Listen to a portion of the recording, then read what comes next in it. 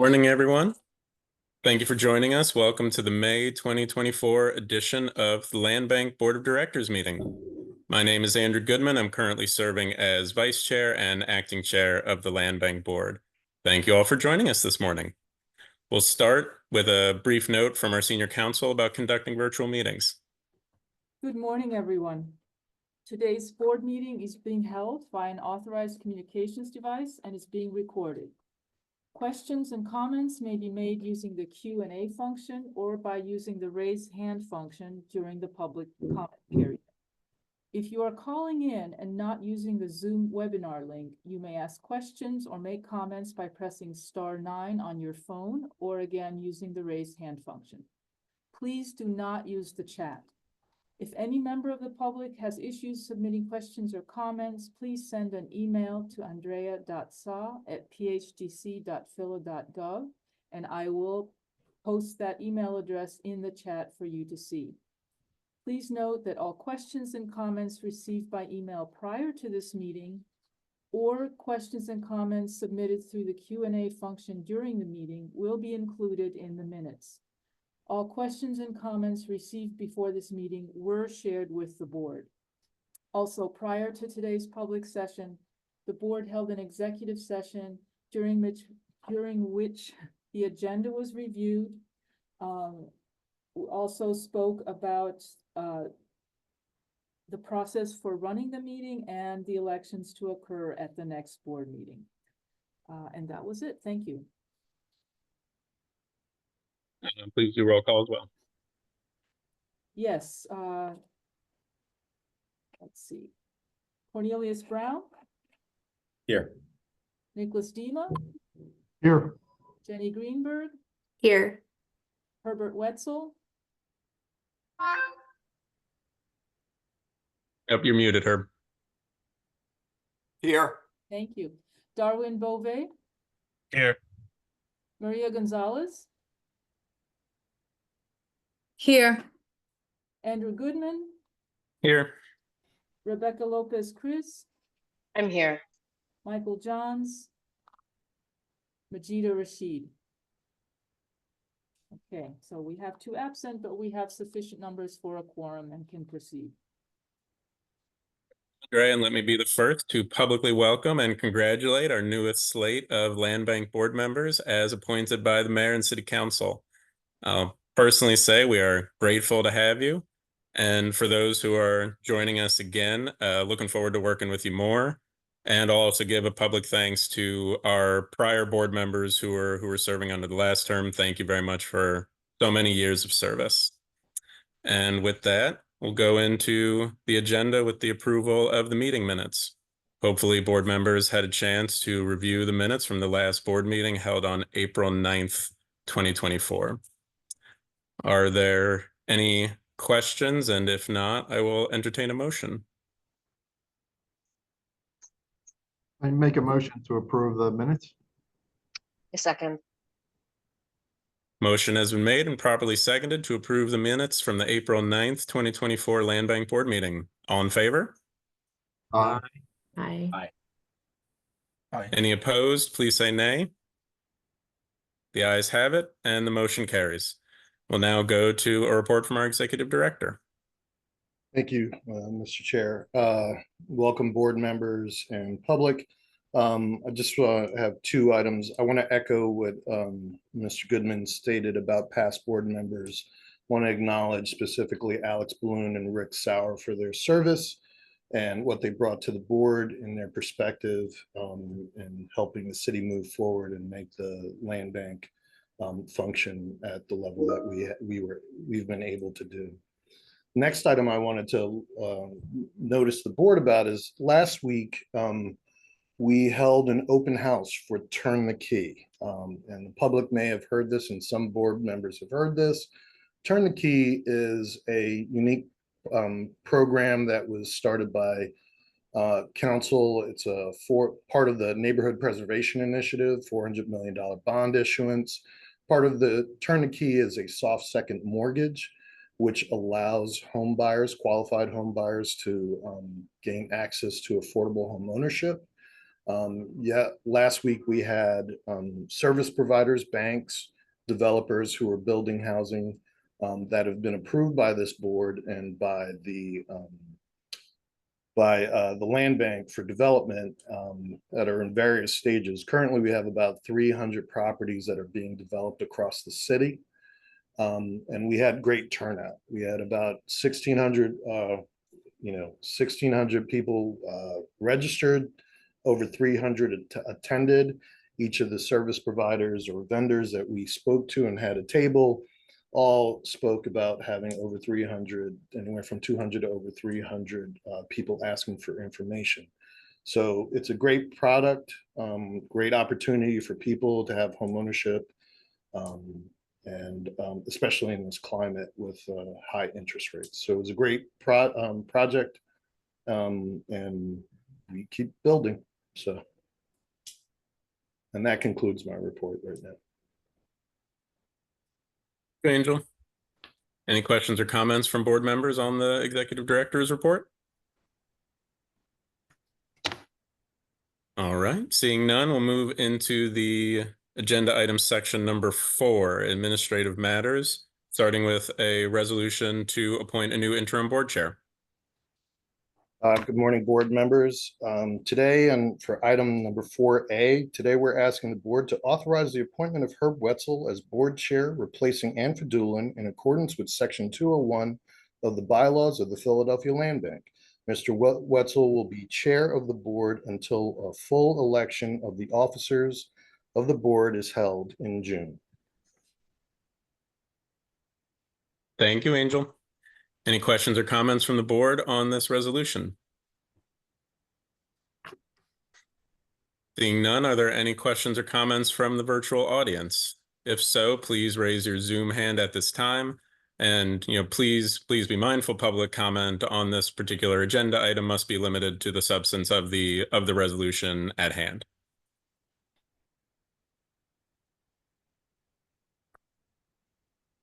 All right, seeing first, we have Jihad Ali with his hand raised. Thank you, Mr. Chairman and members. Good morning, members of the board. I just wanted to say I'm pleased to see some of the new members, especially Darwin Bouvier, and I always feels like I owe Darwin an ongoing apology, but I think you're an excellent choice for the board. Ms. Greenberg, I've heard about you from other people on the citywide coalition. And of course, Mr. Wetzel, I go way back with him so much. I'm just proud to see him there. And also Mr. Dima, I know your expertise in this subject is really something that I think will really absolutely benefit the board. For the past board members, I'd like to say goodbye, thank you for your service. I think that the thing that I wanted to say for Mr. Wetzel is I just think you're an excellent choice. I think your stewardship, I think the expertise that you have and all the intricacies of PHDC and all that, that's something that we need. Because I think that's one of the only chinks in this armor is this overall shadow that PHDC has on this that is not transparent. So hopefully as we go forward that we can break that down. And but I support you and I think you're going to be a great attribute to the board and on behalf of the citizens of Philadelphia. Thank you. You, Mr. Ali. Next with hand raised, we have Patricia DiCarlo. Please unmute yourself and state your name and begin your question or comment.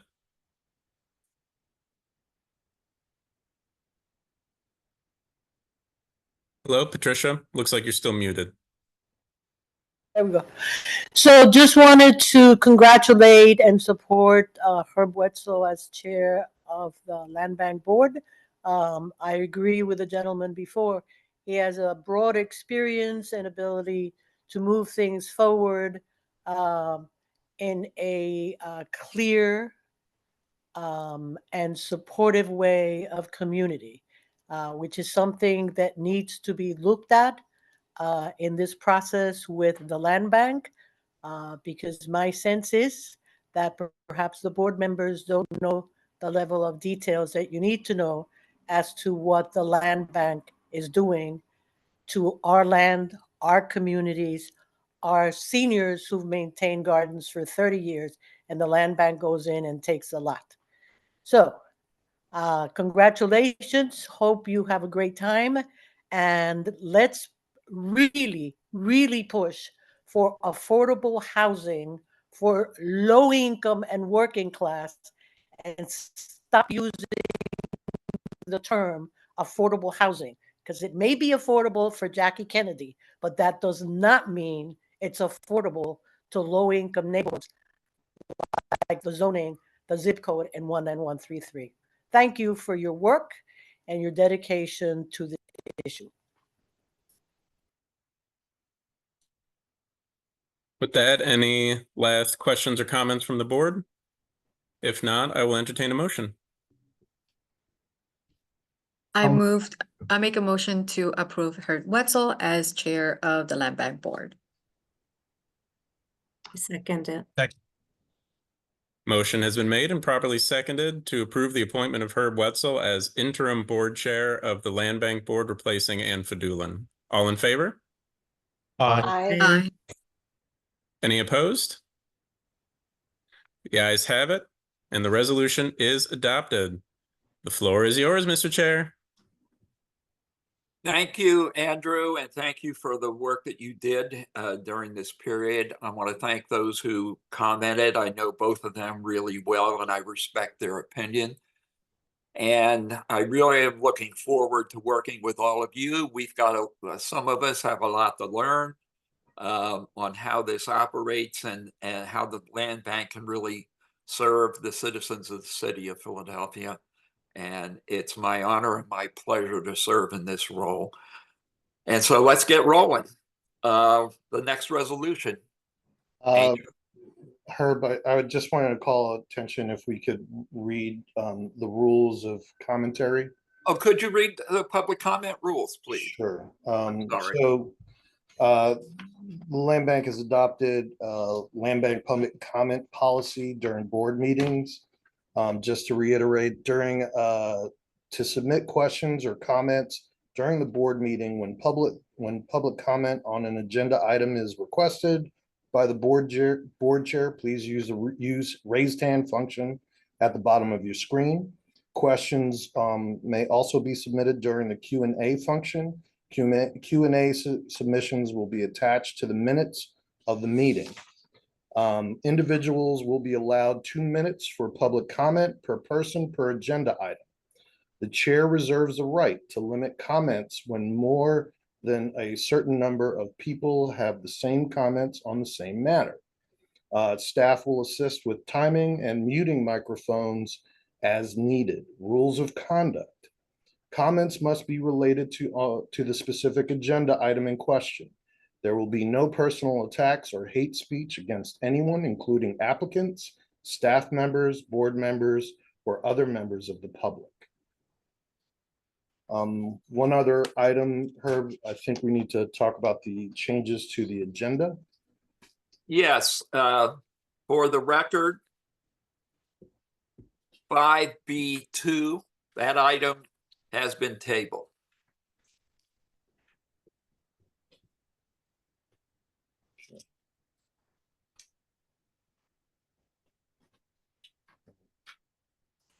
Thank you, Herb. You're welcome. So the next item for the board to consider. Today, we are asking the board to authorize the Philadelphia Land Bank to hold officer elections for all officer positions and for the position of the 11th member at the June 11th, 2024 meeting of the Board of the Directors, with the officer and 11th member to serve until their successors are elected. And that will be at the next annual meeting. Just for clarifications, that annual meeting will be in December of 2024? Correct. Thank you. May I get Chair, a motion to adopt? Chair, I have a quick question. Go ahead, I'm sorry. Is it possible for Andrea to reread the nomination procedures for the 11th member and for officers? Do you want me to explain it now? I don't know, whenever, I just want to make sure that we do say it out loud to, Yes, yes, so that the that's public fine. understand it. So the nominations, there is a nomination committee, which at this point is, usually it's the 11th member plus, one officer, the highest ranking officer from each of, the council and administrative appointees. In this case, we don't have an 11th member, so it will be Andrew Goodman and, you, Rebecca, because you're from the administrative side and Andrew is from the council side. So you will be requesting nominations from the other board members at least 2 weeks, but it's really going to be 4 weeks prior to the next meeting, so that will be this coming week. Board members may nominate another board member or themselves. Also for the 11th member, of course, that would be somebody outside of the board. If they nominate another person on the board, the staff will request confirmation from that nominee that they accept the nomination. Then the slate will be presented at the next board meeting, and if there are multiple nominees for a position, there will be an open election and board members will vote, and that's it. And then once the elections are held, then those individuals immediately take their positions. And Andre, so that- we will repeat that like in November for the annual meeting. Correct. If the And we will have the 11th member then, so there'll be a 3-person nominating committee. That is correct. Okay. Rebecca, And- are you good? Well, and I just want to confirm that before the next meeting, we don't publish the slate of candidates for the public to review. In the past, we have as part of the board package.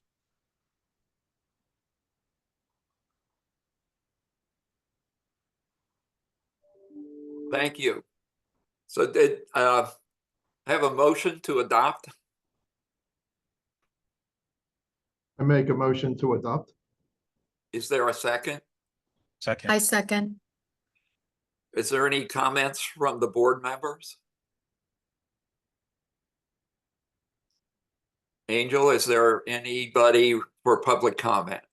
No hands are raised. Okay, thank you. Well, let's get into the item C. You on have to take the agenda. vote, Herb. Oh, I'm sorry. I gotta get used. Do we do a roll call or an aye? Just. All in those favor, say aye. Aye. Aye. All opposed, nay. The ayes have it. Thank you. Moving on to the next agenda item, these are amendments to approved dispositions, just for clarification for everybody. These are dispositions that have already been approved. They will be, what we're considering is changing the agreements to the purchase development agreement with the existing developers that have already been selected by the board.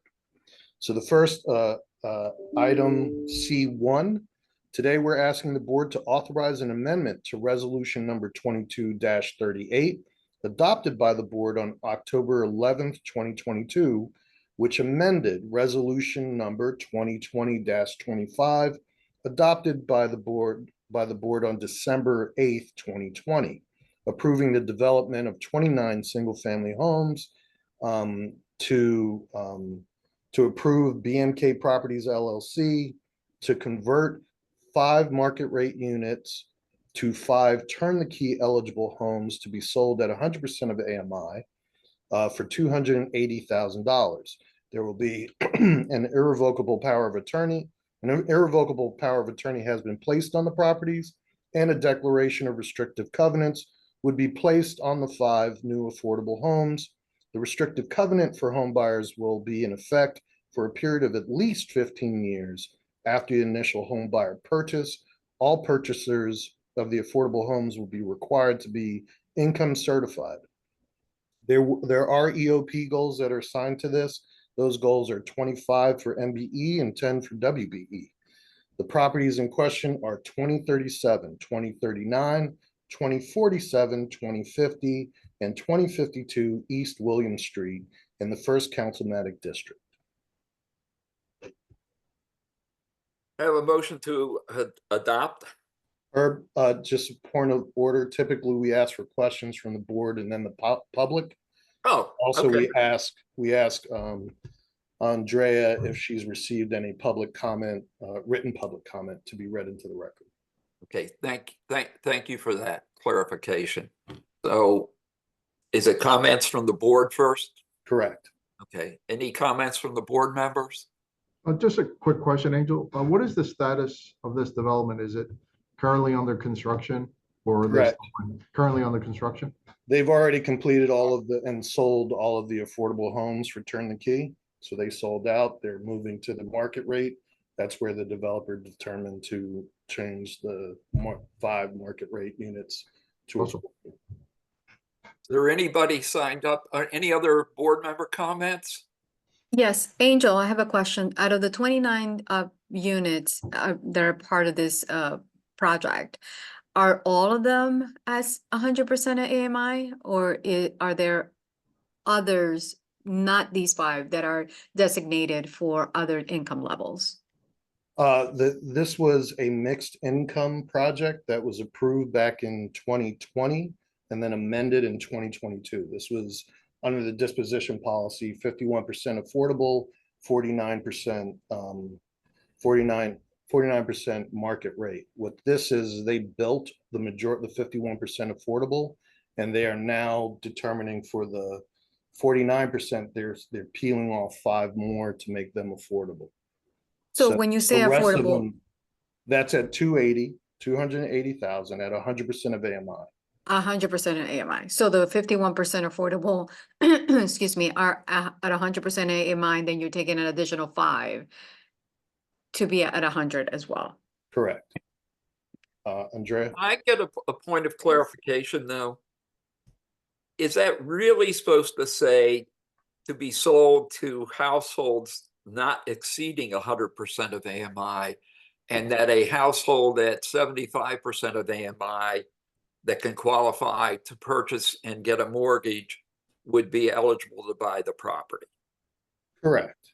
Okay, Typically, the typical buyers make about 45,000 and they're at 57% AMI. yeah, I think in the future, I think we should be clear that the eligible households cannot exceed 100% of AMI rather than being sold at 100% of AMI. Okay. That way, it's clear that somebody at 75 or 67% of AMI who's bankable. In addition to this, Turn the Key is going to reduce that price from 280. Am I correct? Correct. Well, typically what it'll end up being is around 175 will be the mortgage amount. I got you. Thank you so much. Any other questions from the board? Andrea, I think as a point of clarification. Yes, I just wanted to clarify 2 things. One is that the resolution actually states that it's an income at or below 100% of AMI, which is our usual language, and that was unfortunately left off the summary. But it is always at or below that in AMI level. The other thing is that this project also had 2 properties at 80% of AMI, and those were already sold as well. I got you. Yeah, that clarification, when I looked at it, it looked like you had to be 100% of AMI in order to buy. And so in the future, if it says at or below a particular AMI, I'm good with that. Any other questions or comments from the board?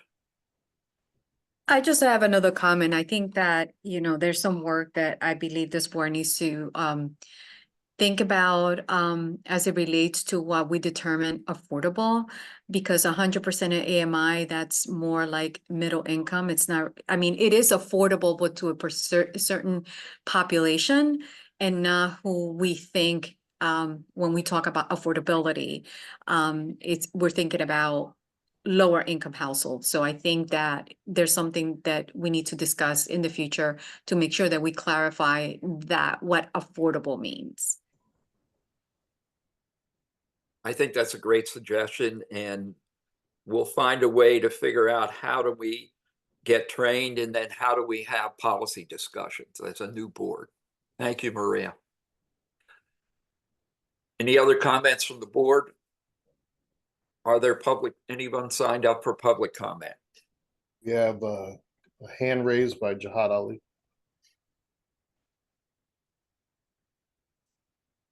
Hello, can you hear me? Yes. Thank you for allowing me to make comment on this. I wanted to just, I had a question when the exec director talked about these 5 houses. Are these 5 sold? No. So one thing I wanted to point out, I think I have come to find out more about BMK through this whole process. And I've met with Mo Rusty, and I've toured the site down there. He's building a phenomenal neighborhood down there. And I think the board, these new board members is coming in. How would you be able to see this project? Because you really need to see this project in the scope of that neighborhood. That is a phenomenal neighborhood. And it's in an area that is really going to just go straight to the top. So I think, for these opportunities to be available, I like these homes myself. I've toured some of the other developers. All your developers are not on the same level, even though they're in the same program. But the attention to detail that this developer is doing, I can see why his projects are sold out. So 2 things, I wanted to make sure that these are available, because there's you talked about the 1,600 people that came to that event. I didn't even know about that event. So, I think that there needs to be more marketing for these projects, especially for these properties, because this is a phenomenal project. So I support more clarity on that. I support the board on asking for clarity on everything, because a lot of things are not clear. But since we have some new sheriffs in town, I'm confident things will get better. But I just wanted to say, I think this is phenomenal. And I do think you, the new sheriffs in town, you need to be able to see more than just some documents on the paper. You need to see pictures and take some tours of these sites, because some of these sites are phenomenal. And some of these other developers, y'all need to get rid of. But thank you so much. And I think this is a great development. Thank you. Thank you, Mr. Ali. And I agree that we need to find a way for opportunities for board members to actually go and walk through some of these houses. The old saying, a picture's worth 1,000 words. Well, walking through these houses give you the insight. And it's amazing. I had a chance to walk through one and meet the new homeowner, and the stories that you hear, about, I never thought I'd ever own a home, and suddenly this is my home. Those are precious things that we can make possible. And let's figure out in a way that developers can at least give us an open invitation, and we can decide to go see them or not see them. But I certainly would like to visit some of these sites. Any other public comment? We have one hand raised by Patricia DiCarlo.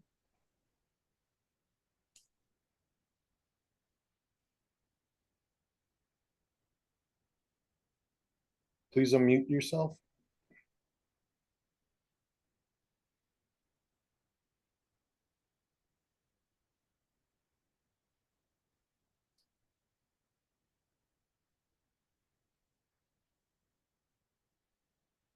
You're unmuted. Can you please address the board?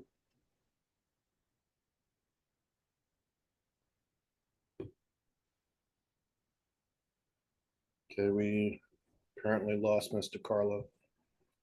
We have no other comments on this item. Okay, so now can I get a motion to adopt? I make a motion to adopt. Is there a Second. second? Second. Any other comments from the board? Hearing none, all in favor say aye. Aye. Aye. Aye. Those opposed, nay. Ayes have it. Next board item. The next board item is C2. Today, we're asking the board to authorize an amendment to resolution number 2023-16 adopted by the board on April 11th, 2023, which amended resolution number 2022-30 adopted by the board on September 13th, 2022. approving the renovation of 6 single-family homes. As background, once the disposition was finalized earlier this month, the applicant conducted a more thorough examination of the properties. They discovered substantial structural damage within the Palace Street properties, making them economically unviable for rehabilitation. Consequently, the applicant has requested to convey all the Palace Street properties back to the land bank. Today, we are asking the board to authorize the return of the 5 homes to the land bank by West Noma Revitalization Group LLC, and to renovate and the renovation of 1 single-family home at 4041 Cambridge Street. An irrevocable power of attorney has been placed on the properties, and a declaration of restrictive covenant, which will be placed on this affordable home. The restricted covenant for the home buyer will be in effect for a period of at least 15 years after the initial home buyer. All purchases of the affordable homes will be required to be income certified. EOP goals do apply. The levels are 67% MBE, 25% WBE. The properties being returned are 759, 761, 763, 773, and 783 Palace Street in the 3rd Councilmanic District.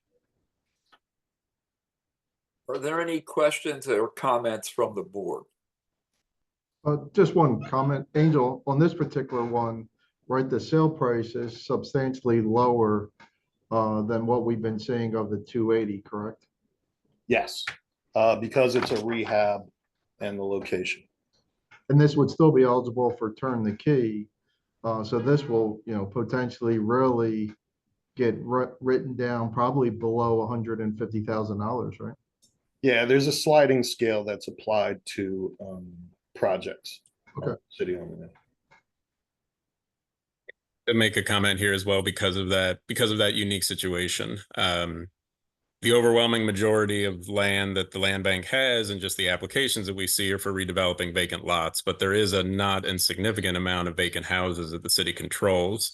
And, when it is possible, these renovations are a unique opportunity to get that sale price down, as well as keeping the local kind of fabric intact and it just being a more kind of environmentally friendly way of developing. So I do think there is a broader issue here that benefits, that we should be kind of edified on and aware of and keeping track of. Because I think there are steps here. There were ways to avoid this from happening. And there are steps that, that we as a city could be taking to actually try to benefit from these opportunities to accomplish this goal of, getting even deeper affordable housing via these vacant homes. So, we are proactively demolishing a lot of these when, to avoid the liability of having vacant structures. So when I, started my day job in the 3rd District Council office, there were 95 vacant homes in the district that were, that were publicly controlled. And now there are 30. And I'm sure that number will continue to go down incrementally. I've had this is not the first, time where, I've been told that applicants are submitting applications to take over these vacant houses, but then the city ends up tearing them down before the application could be realized. So I think this is, something we need to be more aware of. But then also just more broadly, we're not taking the opportunity to think creatively about how to stabilize these structures while they are in city control so that they can be saved for affordable housing, especially when viable applications do come in. These applicants are applying for these properties sight unseen. They're not looking at the interiors before they apply. And then by the time they get through a disposition process that in this case lasted, almost 2 years, no work has been done in the house during that entire time in the interim to further secure or stabilize the properties. And so that wear and tear just continues and gets worse. In this particular instance, there was one of these houses that we knew was particularly difficult. And there was literally 7 months where the applicant was reaching out to the agency asking for help to stabilize it, to prevent demolition, and no help was offered. So the result is that a viable application from a minority developer at much lower sale prices and much higher MBE participation rates, right? Angel quoted 67% MBE participation, fails before it even has a chance to succeed. And there are process issues here that we could be looking more closely at to prevent these sorts of things from continuing. So, I do support the amendment because it's, because the applicant doesn't have options in this case. But I do think this board, could and should take a keener interest in these vacant properties that are in the city's control and what could be done to repurpose these for genuinely affordable homeownership opportunities. So thank you, Mr. Chair. Just a quick question. You're speaking about both the policies that the land bank may have in place, but the broader issue of the various departments that hold properties and how conveyance it takes place. Is that correct? Yeah, because in this case, I think all of the Palace Street properties were not owned by the land bank originally. They were owned by the redevelopment authority. And so the way that, every month, the board considers interagency transfers, right, from one of the 4 agencies to another. And that in itself is a huge loss of time, just the amount of time that it takes for that paperwork to happen. And especially in a situation like this, right, a vacant lot remains a vacant lot, but a vacant structure, like that's a lot of time where no one's tending to these properties, and the project can very much go from economically viable to not. And yeah, we see this all the time where the length of time from board approval to settlement is incredibly elongated when interagency transfers are a step in the process. Thank you. Any other questions or comments from the board? Seeing none, are there public comments? Andrea, was there any written comment on this item? No, there were not. We have one hand raised by from Jihad Ali.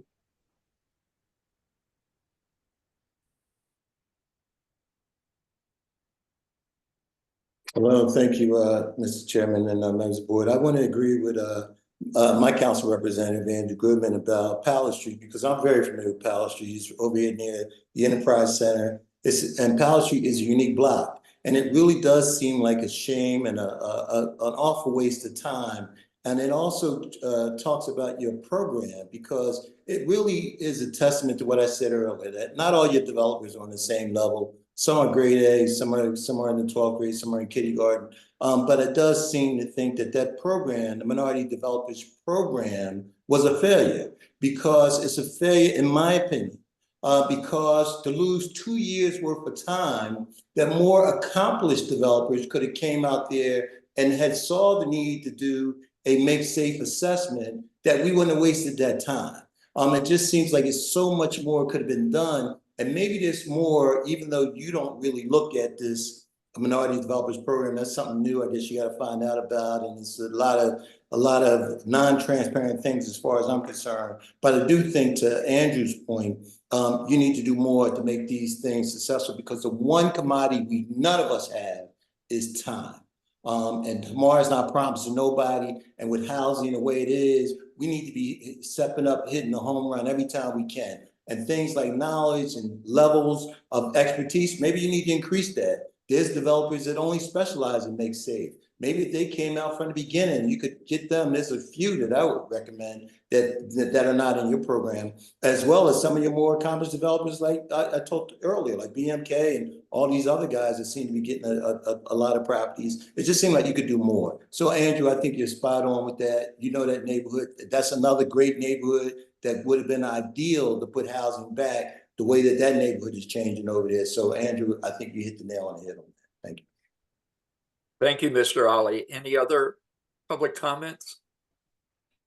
There are no other hands raised. Okay, can I get a motion to adopt? I make a motion to adopt. Can I get a second? I second. The motion has been made and seconded. All in favor, say aye. Aye. Aye. Opposed, nay. Ayes have it. Next item, please. Item C3, today we're asking the board to authorize the amendment to Resolution 2019-35 adopted by the board on May 15th, 2019 for the development of 20 homeownership units and 28 rental units by Mosaic Burks LP. This amendment would do several things. A, cure the construction completion deadline default that Mosaic Burks LP is currently experiencing. And then secondly, adopt and approve the modification of the proposed development and completion deadlines to encompass the development of 27 residential condominium units in 7 buildings to be built in 3 phases. 14 will be sold to households with an income at or below 100% of AMI for sales price ranging from $270,000 to $299,000, and they will be eligible for turn the key. 13 units will be sold at market rate, approximately for $330,000 to $349,000. This project does have EOP goals. Those goals are 35% MBE and 10% WBE. The properties in question are 1901-09 and 1911-15 North 33rd Street in the 5th Councilmanic District. By way of providing further background, this site had initially been RFP'd by the Redevelopment Authority. It was owned by the Redevelopment Authority. It has existing environmental issues, which kind of factored into the delay in construction start. We have worked diligently with the developer to come up with a plan. Mosaic is a known entity, and we feel confident that they would be able, under this current structure, be able to complete the project. For clarifications, Angel, this is an already approved project that has a default, and this resolution will help cure the default. Correct. Gotcha. Any questions or comments from the board? Yes, I have a question, Angel. The original project, what were the income targeting established by the developer originally? Give me 1 second. I have too many papers and projects here.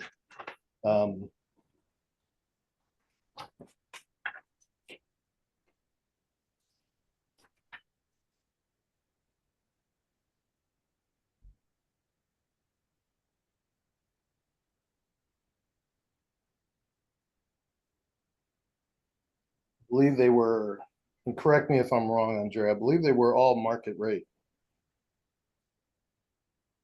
Okay, so they were all market rate, and now some Half are of going to them, be 51% will be affordable. There was supposed to be a commercial component on this because of the site, the environmental problem with the site. They were planning to cap that site and build a coffee shop or convenience shop on that corner. They were not able to. And then as time went on, the climate for construction financing became difficult. Go ahead, Andrea. That's all correct, and I just wanted to add to that it was a multifamily market rate home ownership and rental project.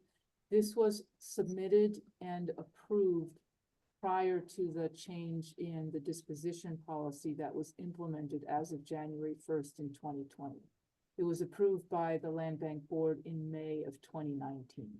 So this was therefore did not conform to what is now the disposition policy for unsolicited applications. And I just have another comment. I think that given this project and the one that was discussed before, I think it would be a good practice for developers to really first for the land bank to allow developers to have more time and go into properties so they can do a more thorough assessment as they're putting together the development performance and also getting financing, so that they're able to really ascertain what issues structurally may be with properties or with projects, so that they can incorporate those additional costs into the development of the projects, inclusive like a phase 1 environmental assessment and also geotechnical, so that we have less of these situations occur, and also developers know what the true cost is for developing projects. I think Philadelphia overall, many sites have environmental issues just because of former uses, because it was a highly industrial city. So, and we come across more and more around those things. So I think it will be best practice to see it really encourage developers to do more due diligence. So I just want to, for point of fact, when the PRA RFP'd this, there were environmentals. That was known by the developer. We actually supplied the reports, environmental reports, and that actually factored into the sales price of the project. Was significantly discounted because they knew they had to do an environmental cleanup. So to your point, in this particular situation, it was a known entity. The developer was aware of it. We made it public, and they accepted the properties with all the issues concerned. One other thing to allow, once the project is approved, we do allow developers prior to settlement to get a license agreements to do their due diligence, geotechnical. We ask them to do a non-invasive phase 1 as well. Any other questions or comments from the board? Yeah, just a quick question, Angel. Given that this is being developed basically in a continuous block, right? And it's 27 units and they're doing it over 2 phases. Is the reason for the phasing more, or 3 phasing, is it more of a lending requirement that, you know, they can't get financing to build all 27 spec? So the construction lender is saying, you know, build a third, build a third, build a third. Correct. When we were looking through restructuring this, we looked at their term sheet. That's what led to us having further conversations with the Accelerator Fund to help them with the gap on the equity side and also soft costs. But yeah, the way it's structured now has everything to do with the financing so that this developer will be able to be successful. Any other questions or comments from the board? Hearing none. Andrea, are there anybody signed up for public comment?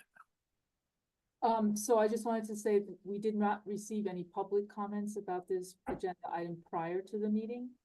Angel, do you want to speak to anyone? Jihad Ali has his hand raised.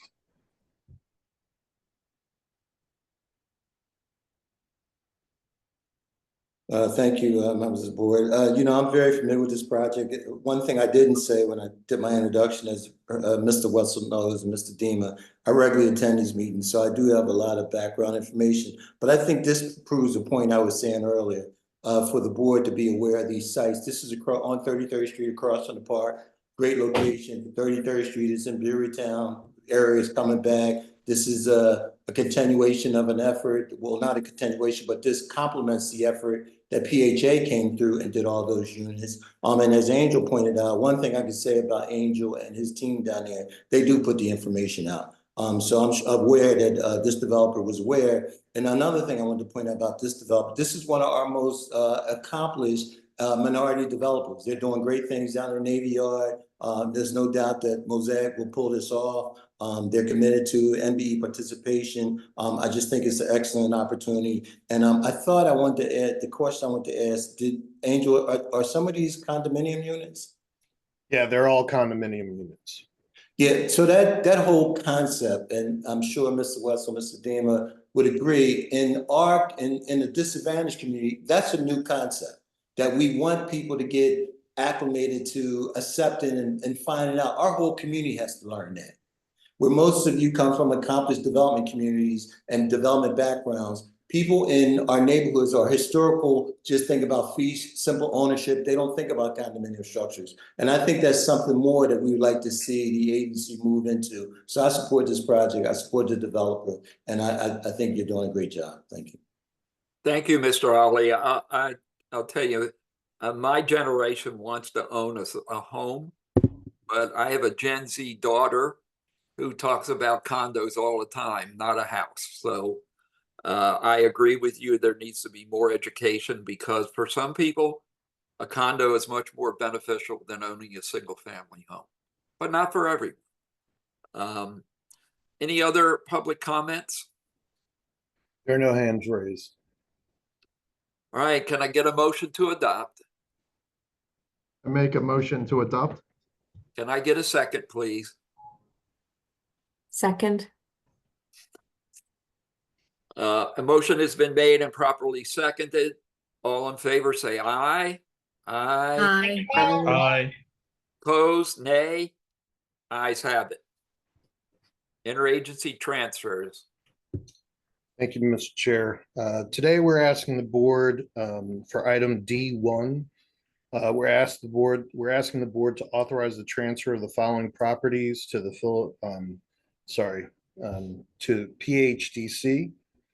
And I apologize. I hope in the package there isn't a typo in that. To the Philadelphia, to PHDC, this would be a disposition for reuse and management by PHDC, specifically for affordable housing in the 8th and 9th Councilmatic District. Those properties are 1944 West Moreland Street and 5019 North Camac Street.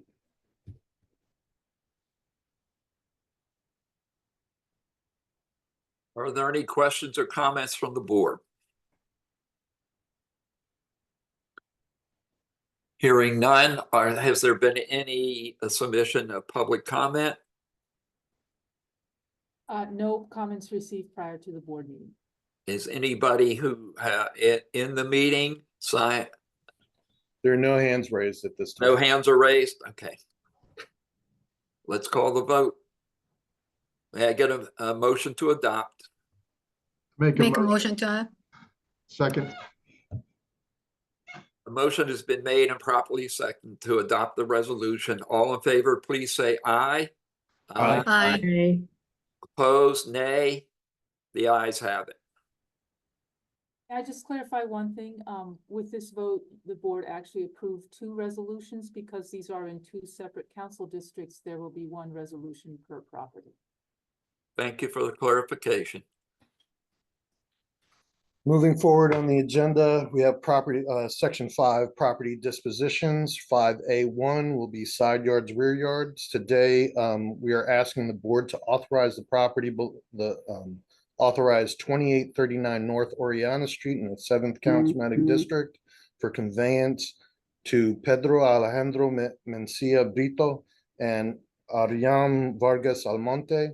The following individual applicants, the following individuals are applicants for a side yard. The applicants own and reside in the adjacent home. This application is qualified under the disposition policy. For the board's edification, an irrevocable power of attorney will be placed on the property, and the property will be subject to a 30-year mortgage and permanently restricted use as a side yard. Are there any questions or comments from the board? Hearing none. Andrea, any public comments submitted electronically? There was one, well, it wasn't really a public comment. We received, I received an inquiry from an adjacent neighbor after the agenda was posted and after the property was posted, asking how he could acquire this parcel as a rear yard. But since the property is not available anymore. I got you. Thank you.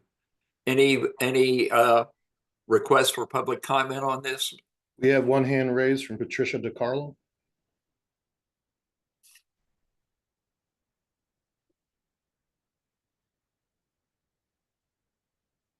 Please unmute yourself.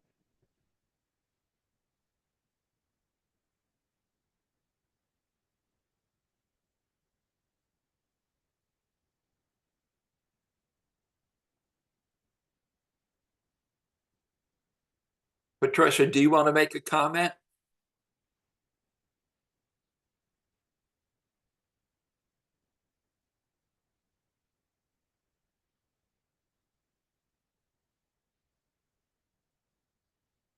Still can't hear anything.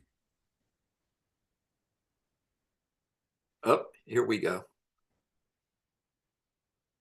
Patricia, you're on mute.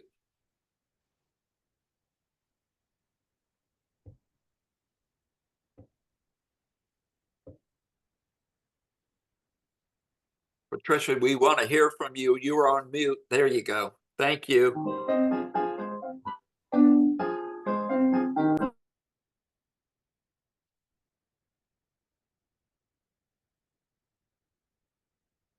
Patricia, are you able to speak?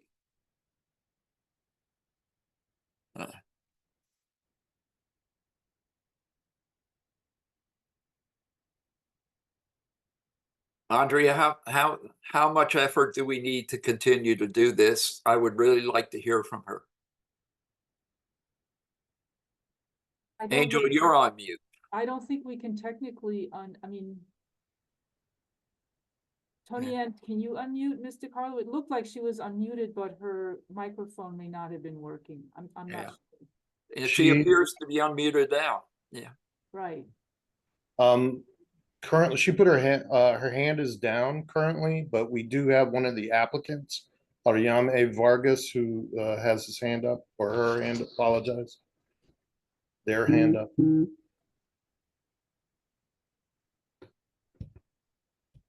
Please allow. Hello. Hello. My English is very, very bad. And my question is for the Oriana property, the Oriana Street. I don't understand the, you said not disponible, so. It is available for disposition. We are considering the side yard disposition now, and I believe you are one of the applicants. Is that correct? Correct. Did you apply for this property as a side yard? Ms. Vargas? Yeah, yes. My husband is Pedro Mencias, is right here. Speak English good. Please, I don't know in Spanish, so is mute, remote mute de Pedro Mencia? No? Pedro Mencia and It's here. Yeah. Yeah. Pedro Mencia está aquí. Oh. 1 second.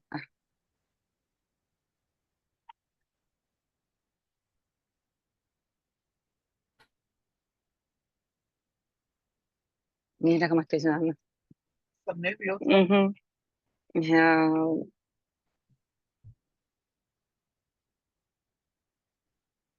Okay, 1 second.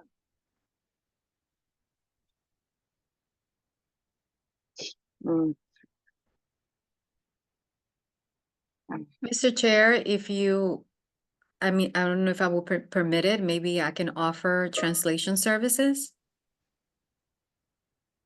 Please do. Okay, señora. Yeah. Esta es María González, estoy en la junta del Land Bank y Yeah. ¿usted tiene una pregunta? Sí, ellos dijeron de la propiedad de 2839 Oriana que nosotros llenamos la aplicación, entonces no entendí qué fue lo que dijeron, como que no están disponibles o sí, no entendí esta parte, pues hablaban muy rápido. Okay, pero un momento. So she's asking that she's confused. She just wanted to clarify whether the property was available for disposition. Señora, sí, la propiedad está disponible y eso es lo que nosotros estamos hablando ahora. Lo que se mencionó fue que otra persona estaba interesada, pero últimamente ya usted había aplicado. So esa es la aplicación que estamos considerando. So Okay. I just explained to her that what we were discussing was the disposition of the property. That there was noted that someone else was interested in the property, but it's not available because the land bank is considering for disposition based on her application. Great. Is she okay now? ¿Está bien usted? Sí, sí, sí, ya sí está, porque entendí fue mal, entendí que la propiedad no estaba disponible, pero ya sí entendí. Muchas gracias por aclarar. De nada. So she said yes, she's fine, that she just misunderstood. Thank you, Maria. That was very helpful. Thank you very much. You're welcome. Any other comment? There are no other hands raised. All right. Can I get a motion to adopt this resolution? I make a motion? Can I get a second, please? I'll second. A motion's been made and properly seconded. All in favor, say aye. Aye. Those opposed, nay. Ayes have it. The last item today, I believe, am I correct? Correct. We're considering item 5B1, affordable housing. This is an unsolicited application. Today, we are asking the board to authorize the properties below for disposition to Savetta Property Group LLC to develop 9 single-family home ownership units in the 5th Councilmanic District. The units will be 3 stories, each approximately 1,200 square feet, containing 3 bedrooms and 2 baths. They will be sold to households with incomes at or below 100% of AMI with maximum sales price of $280,000. The homes will be eligible for the Neighborhood Preservation Initiative's Turn the Key program. An irrevocable power of attorney will be placed on the properties along with a declaration of restrictive covenants. The restrictive covenant for home buyers will be in effect for a period of at least 15 years after the initial home buyer purchase. All purchasers of the affordable homes will be required to be income certified. The application was unsolicited and evaluated pursuant to the disposition policy. An EOP plan will apply to this project.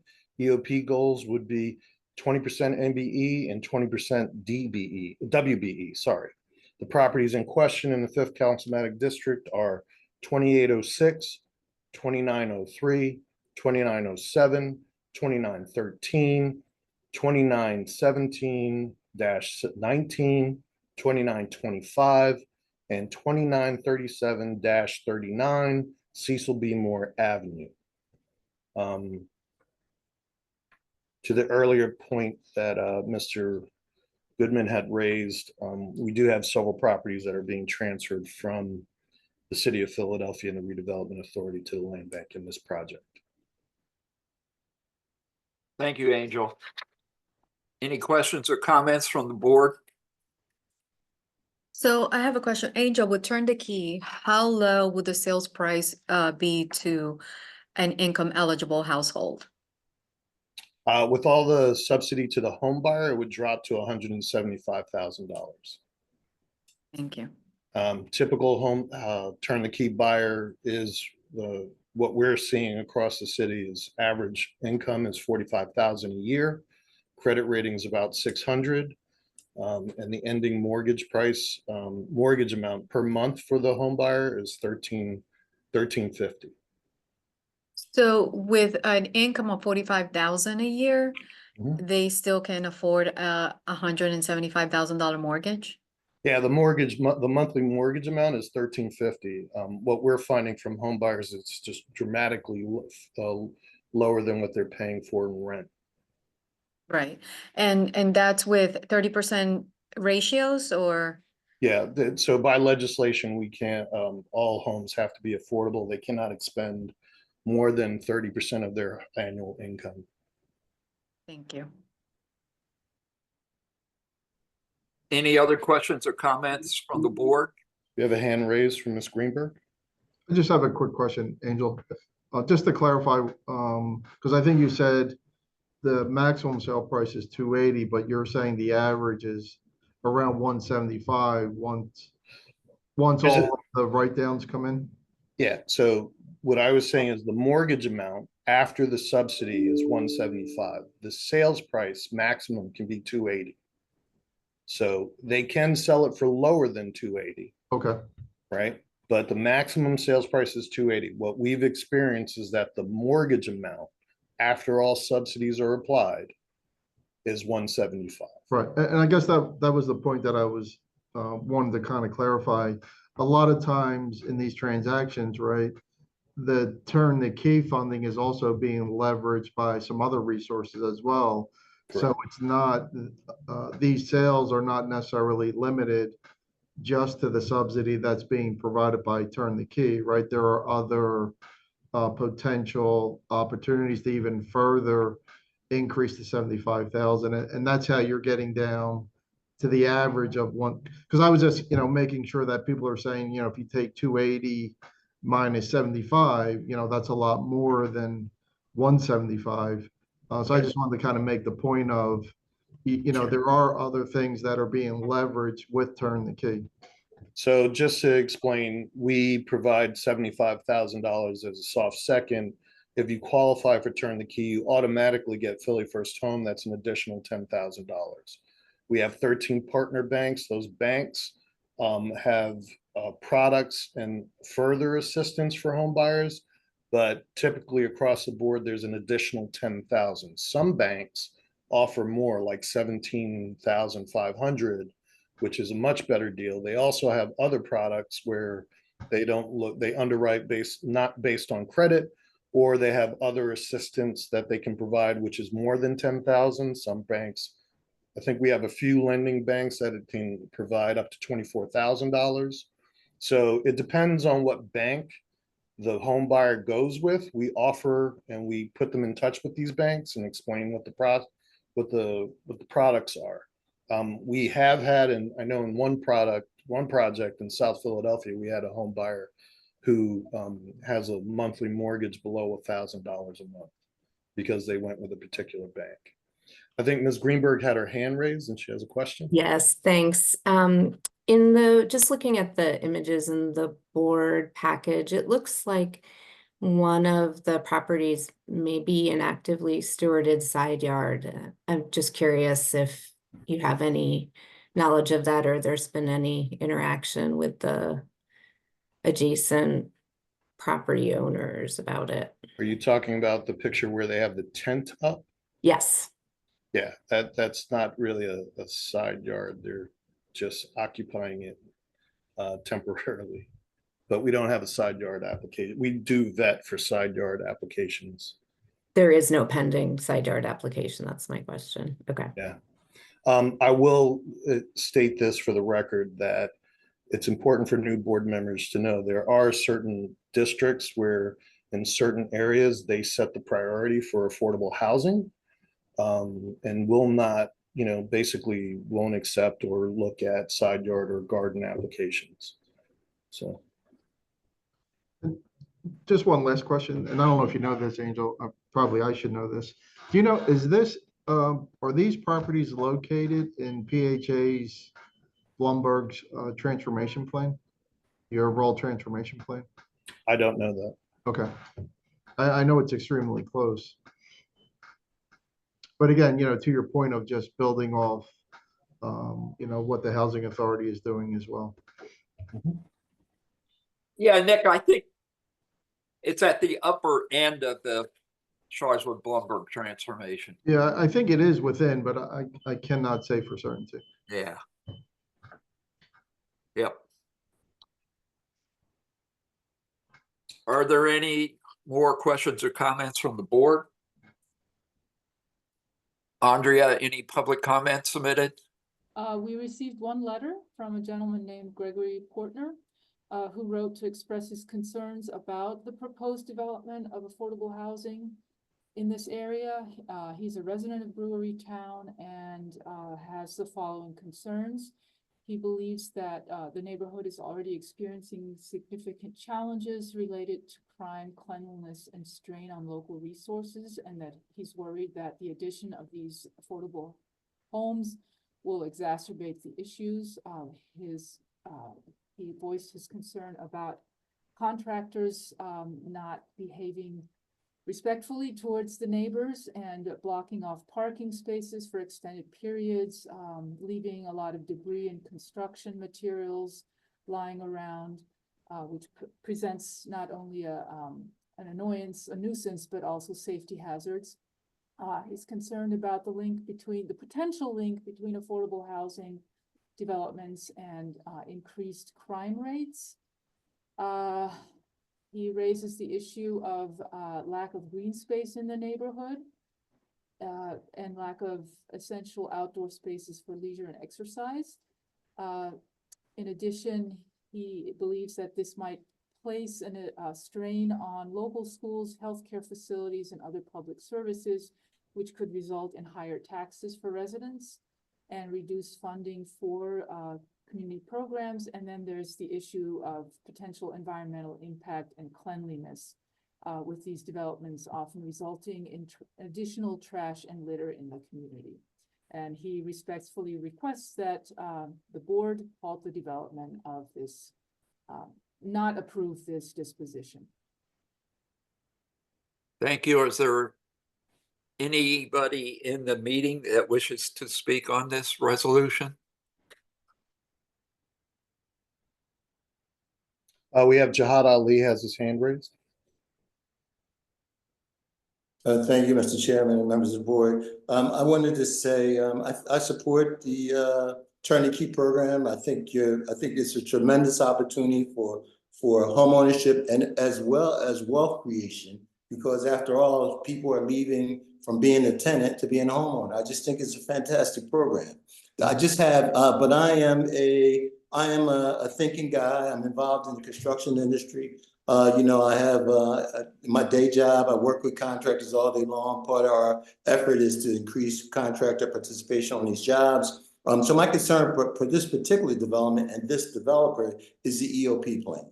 Now, although it says that there's an EOP plan, from my part of this transaction, I don't get to see that. Now I know on your website that as I told y'all earlier, I have years coming down here to this land bank, and for years I have been talking about EOP plan, and I keep getting the reply that reports are available, but when I go to your website, there are reports for contractors to submit in, at least the last time I visited, but it wasn't nothing for me to be able to see those reports. And it's in the reports or in the details is where I can be most effective. Because if you look at what you just said, you went from 5 below the required percentage for MBEs, you let the developer come for this unsolicited proposal for 20% and increase his DBE. Well, there's no need to decrease the MBE participation when most MBEs from experience are guys that are really making a difference out there because they're giving the youth jobs. So I think, and the other thing about this, the whole unsolicited proposal problem is issues with that, but on the contractors, there's really no oversight from your board as a parent of this transaction to really ensure that there's a level playing field on the contractors that these developers use. Particularly, I'm in the business, so a lot of contractors come to me and contractors have complained about something, and Darwin might understand it, this concept more, but just in summary, they asked them to sign a blanket, oh man, the thing just took me away. It's a blanket release from all the other contractors that went before them. And that's unacceptable for small contractors. So what a blanket indemnification. So, which I think it could be a limited indemnification, but I need to follow up later. I don't want to take too much time, but I really just need the new sheriffs in town to look at that process for the developers and EOP plan. Thank you. Thank you, Mr. Ali. Just for clarification for the board, the land bank does not set or monitor EOP. That is handled by the Division of Housing and Community Development. or OEO. So when this is approved, they are required to meet with those two departments to establish EOP goals. And then that is monitored on a monthly basis by those two departments. We do have, if any one developer is not meeting their goals, we are alerted by those two departments as to what that is, and gives us an opportunity during the construction phase, because compliance with EOP is a contractual obligation to actually either put a stop order or to pull them in to address those issues, so that they actually start addressing and doing their best efforts to comply with EOP. I just wanted to clarify that for the board. It is true, Mr. Ali has raised this issue numerous times. Part of the issue is that we don't control that information. That is controlled by other departments. Just for clarification, are developers, once they have an approved EOP, required, I heard you say required to submit monthly reports? Correct. So it's during our construction start meeting. That meeting is with the assigned project manager, and then really it's an opportunity for compliance staff, EOP compliance staff, to meet with the developer, explain what the reporting requirements are and what their goals are. So they have several requirements. They have residency requirements, they have personnel requirements, and then they also have contractual requirements. Those goals reach across all three areas, and they're required to report on all of that.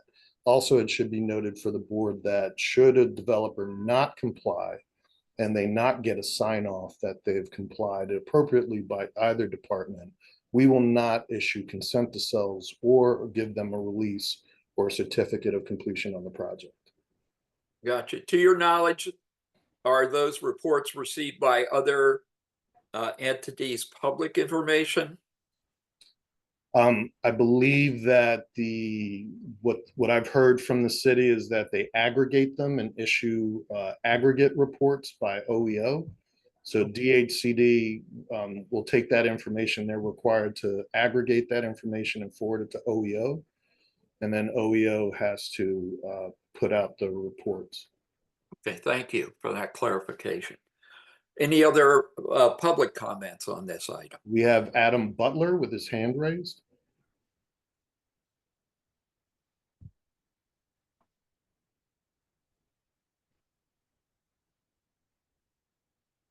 Can you hear me now?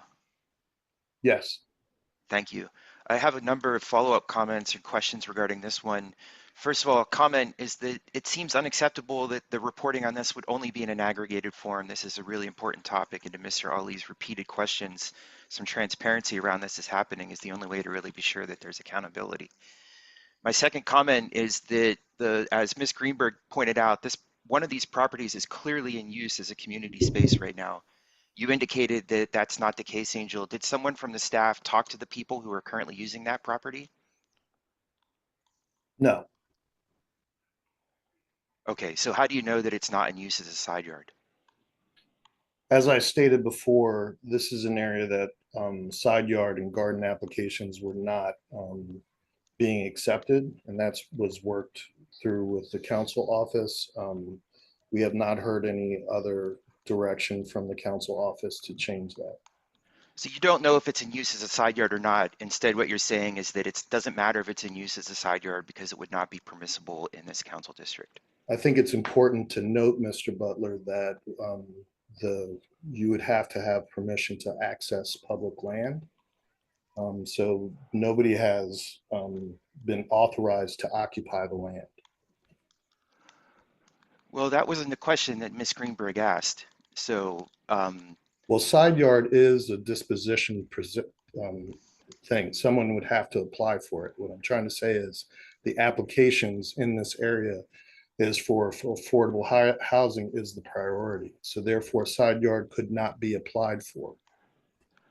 Okay, so that's a rule in Council District 5 that side yards are not permissible. In a certain area where affordable housing has been identified as a priority. Are there other areas where that has been determined, or is it like, is there a rule about that, or how is the public to understand where that may or may not be the case? Typically, if you go to our website and you apply for a side yard, it will tell you what properties are available for side yard disposition.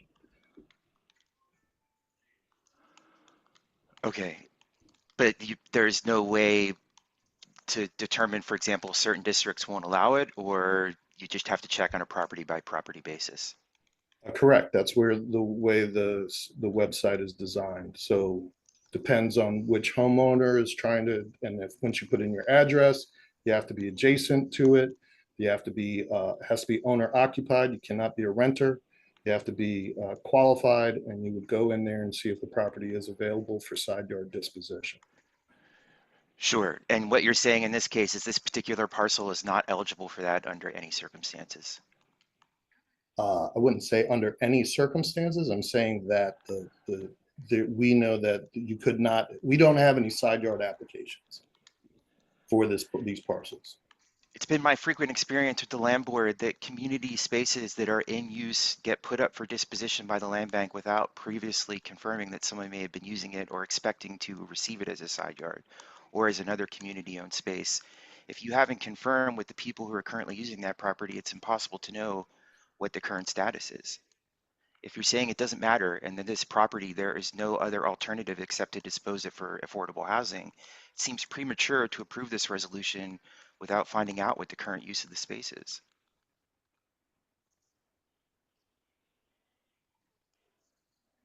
That completes my comments. Thank you. We have the developer, Brennan Tomasetti, with her hand raised. Good morning and welcome to new board members. Just wanted to comment on the EOP goals and thanks to those who continue to champion, the importance of this effort. We are in a full agreement and work really hard to both partner with minority and woman-owned businesses and to do the intense record keeping that it takes to collaborate with the appropriate city-owned or city-run departments to provide reporting and make sure that it's transparent.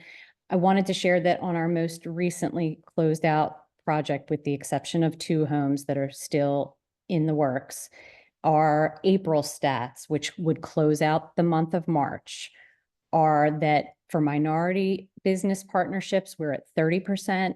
The target there is 25. And for woman-owned business partnerships, we're at 16%, and the target there is 10. And so we continue to push, and to achieve as many partnerships as we can in this space. It's very important to us as a company. We know it's important to our city. And I just wanted to share that data, and we're happy to share all data that we have and continue to track in this space. Thank you. Thank you. Any additional comments? There's Rodolfo Santos has his hand. I'm sorry, Mr. Chairman. Who just made those comments? What organization are they with? Brennan Tomasetti. She is co-owner of Chivetta Property Group. They are the developer. So we have Rodolfo Santos. So this is Patricia DiCarlo. I want to apologize first for trying to get through and getting knocked out twice. So I moved from my home and walked over to Norris Square because I don't know whether it's my computer or my Wi-Fi or me. I got knocked out. So sorry. But one of the things that I wanted to raise and will raise later is that there are lots where the resident has fixed it, used it, built it, planted it, and you can tell from the garden and the plants, it's over 15 years old, and the land bank has taken it over, and it doesn't care because they take it over, and it doesn't matter that there's a garden there. So one of the things that I would like to ask the board and the land bank, that somebody makes sure before these things get presented and these lots get given away to developers, that we do not take up a lot where a senior citizen has for 20 years maintained 4 lots, and they take one in the middle and destroy the garden in order to do, quote, affordable housing that isn't affordable. So just wanted to raise that issue because it's a big concern of mine that my neighbors, my residents, use it as driveways, as side yards, as gardens, and they've been doing that for decades. And the land bank doesn't care, goes to court, gets it over, takes it over, se acabó el evento, and then they decide to do what to do. Thank you. Thank you, Patricia. Any other comments? We have Jeremy Blatstein with his hand raised. Hello, can you hear me? Yes.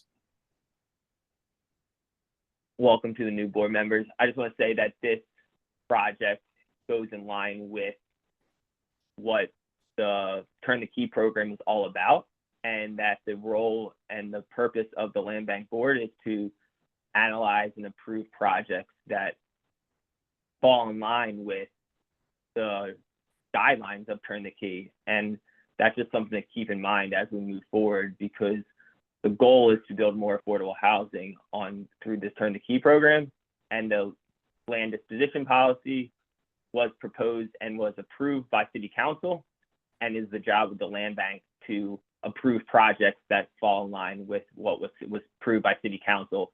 And then at that point in time, it is up to City Council to introduce and move forward a project.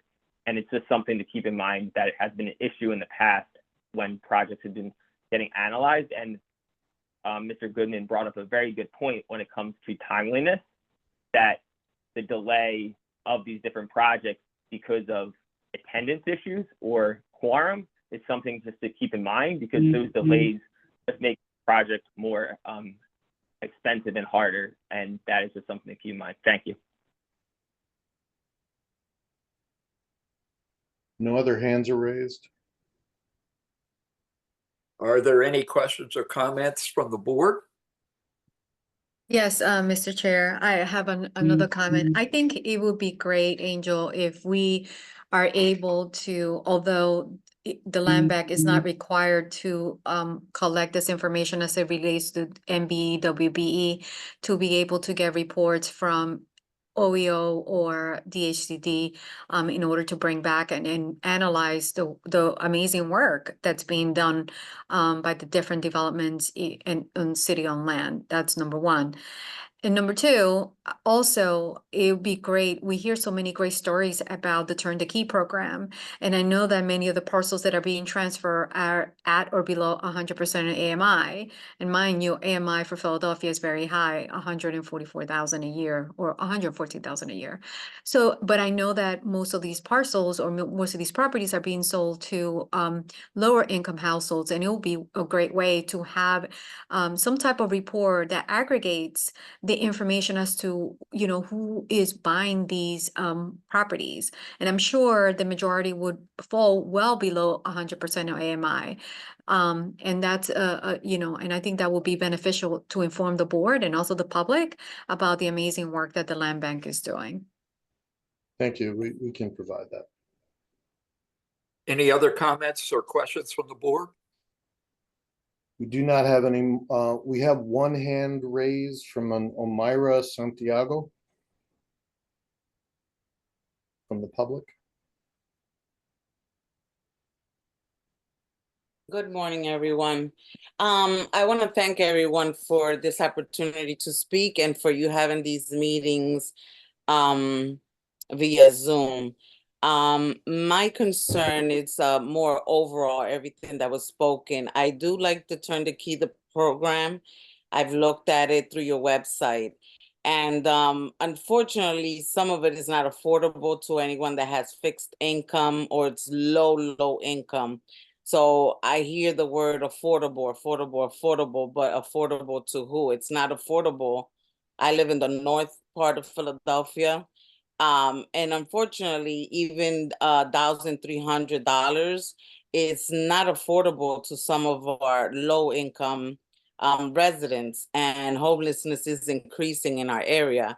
So besides the Turn the Key program, I think that the board and even the city should look at different ways on how we can start building affordable houses for your low income or fixed income residents of this community.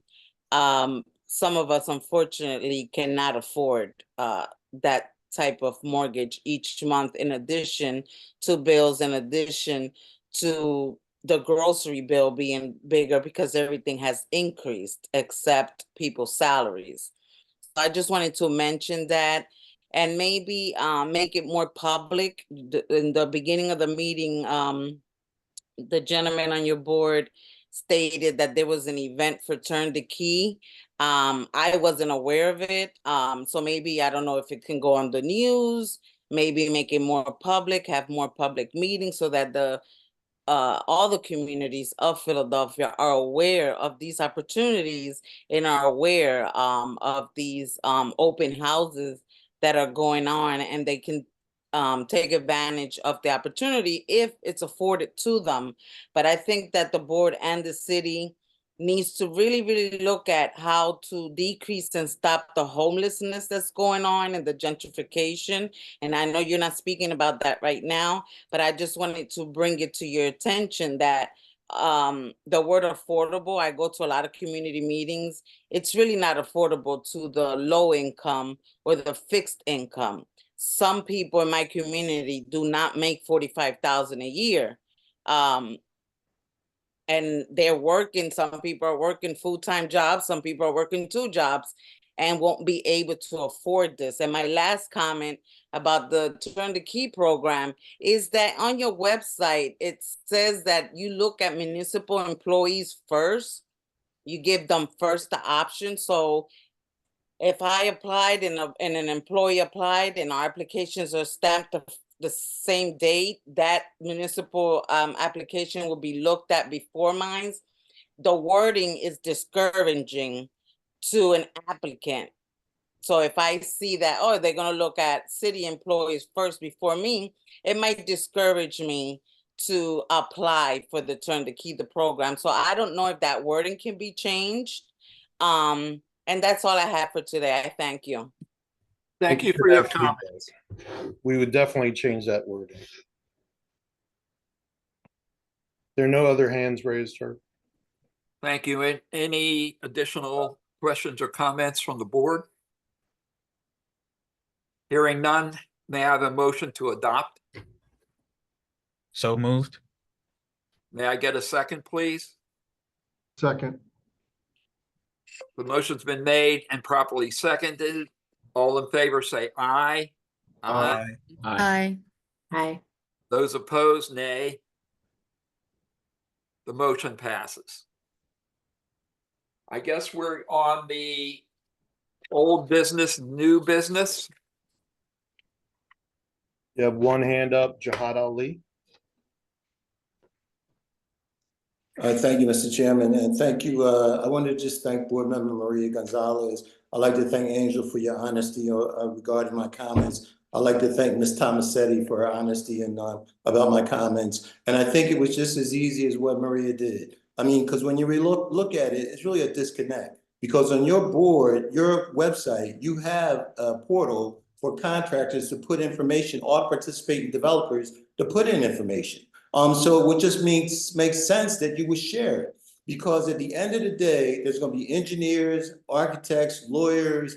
You need to be able to look at these reports and say, well, wait a minute, we see the same name of over 1,000 homes. So that's what I'm really trying to fight, that we see more transparency. There's more spreading those dollars around to people that are qualified. Nobody's asked for anything free or unqualified. We just want to make sure that we are all speaking the same language and we're just not being manipulated because we hear the right words. So I do think that the Turnkey is a phenomenal program because it's talk about home ownership. All I want to do is make sure that that wealth is going around, because at the end of the day, the mayor Look, she's the one that said she's about economic level in the field, and she's about increasing this homes. We're at 1,000. She might go up to 3,000, and it would be a travesty of economic justice to not see that that money is being well spent. And you need advocates like me to bring your attention to stuff as well as your own eyes. There's no doubt that in my mind, if Nick Dima, Herb can see something on paper, oh, the questions are coming. I've been in the arena too long with y'all in these agencies. I know you are thinkers, and I know all you guys are trying to do the right thing. In closing, I wanted to say, I didn't mention it first. I want to thank Ann Fullerton for her previous leadership. I want to thank you, Andrew, and also to your counsel, Andrea, because you all have given helped the people like myself with boots on the ground come and spit, stutter, and speak the truth. And I really appreciate that. And I think you guys have done a wonderful job, and I'm looking forward to working with y'all in the future. Thank you. Thank you, Mr. Ali. Any other? We have Mr. Butler.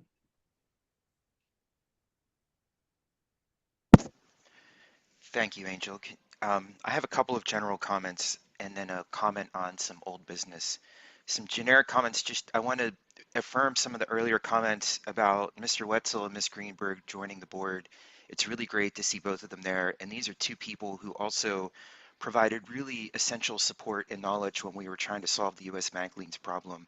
And it wouldn't have got done without both of them. And so it's great to see them represented here on this board. And a couple comments about the conduct of these meetings. We should revert these meetings to in-person because this format is not great.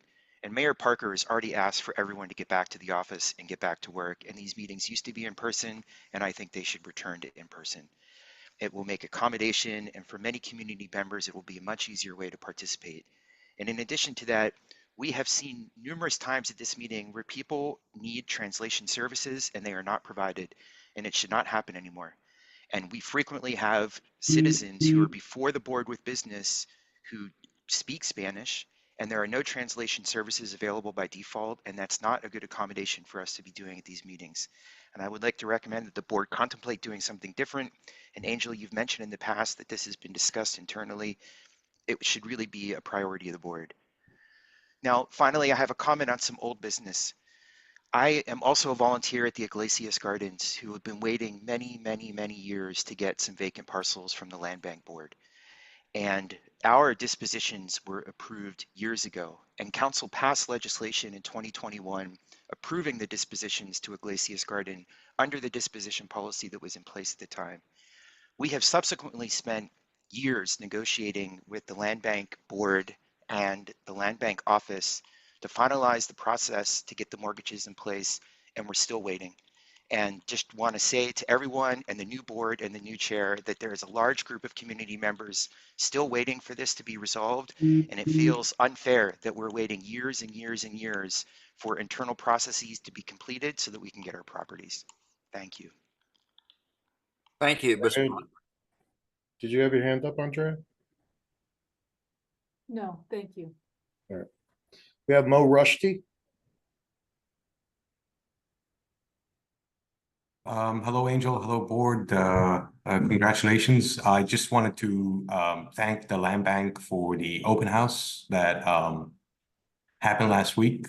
We were there. A lot of us were there. We met with a lot of potential homeowners, mainly people of color that were really hungry for these homes. I've heard many stories, and I just wanted to take the opportunity to thank Angel and the team for organizing this and getting a lot of that interest out there in public. And anything we can do to help, please let us know. Thank you very much. Thank you, Mr. Rushdie. We have Jeremy Blatstein. Hello. I just want to make one additional point of clarity when it comes to the Turn the Key program and the definition of affordability, and just really re-clarify that verbiage and the AMI levels are set by City Council, so that, again, when that is being portrayed or kind of communicated to the public, that it is not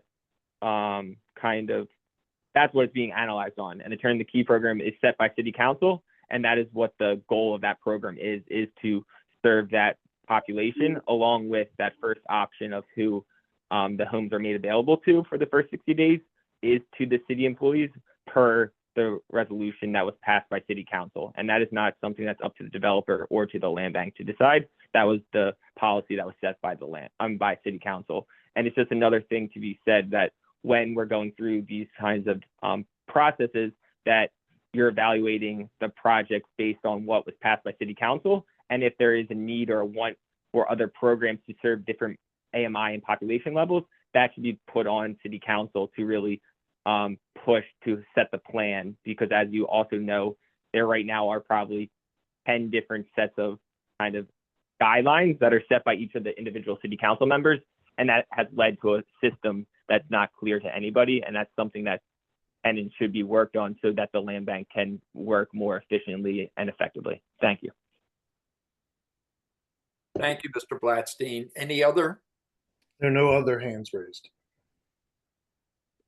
So we're going to move to adjournment, but thank you guys for helping me and us get through our first meeting together.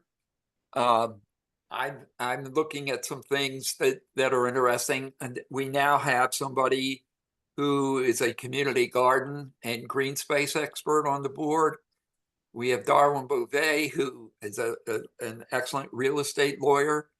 Cornelius, are you an engineer? Yes, I'm a civil engineer. All right, that's good stuff. And Nick Dima, who we know knows how to analyze a deal.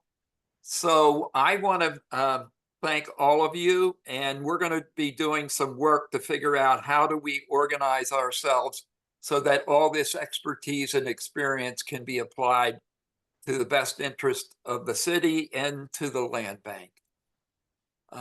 Does anybody have any final comments or questions before we adjourn?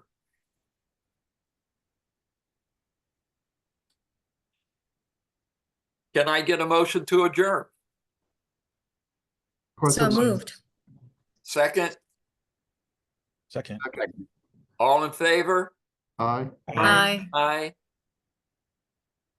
Opposed? Nay? I doubt it. Hearing none, the motion passes. Thank you guys so much. I'm really excited about being able to work with all of you, and thank you for agreeing to serve our city. And for those who have been serving, thanks again for staying with us. And for the new board members, thank you for your willingness to be part of this. So thank you very much. Thank you. Thanks. You take care, everybody. Bye-bye.